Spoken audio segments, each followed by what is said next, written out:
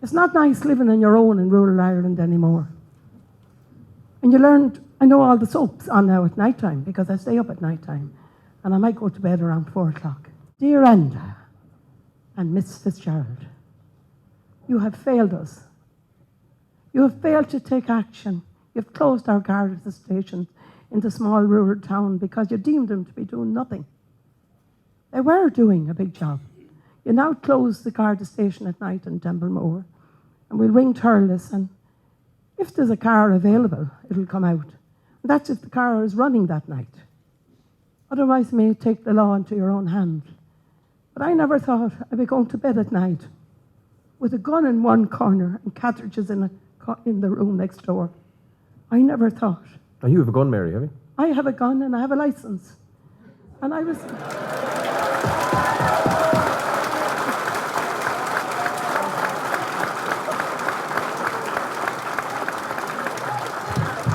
And do you know how to use it, Mary?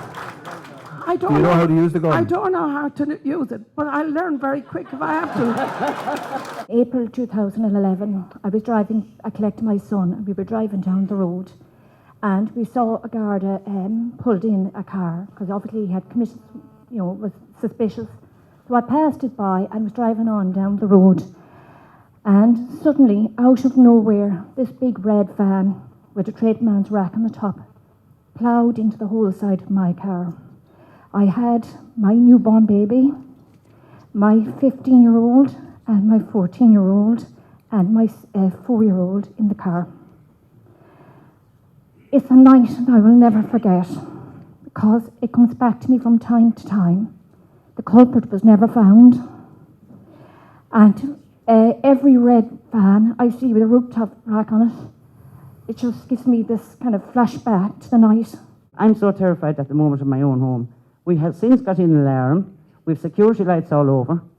Every door in my house, upstairs and downstairs, is locked. If I hear a sound at night, I'm alarmed when I'm inside. I'm actually terrified. That's how bad. I'm living in my home at the minute, and I'm not safe in my home anymore. It was the end of October 2013. We were sitting in our sitting room, and it's about 9 o'clock in the night time. We were just sitting watching television. Next thing, the whole yard and the sitting room lit up. There was trees around our house, and there was petrol thrown on the trees, and all the trees caught fire. We went out to try and move the cars out of the yard, went out to move the cars. The back windscreen of the car was smashed in, and the flames was coming towards the car.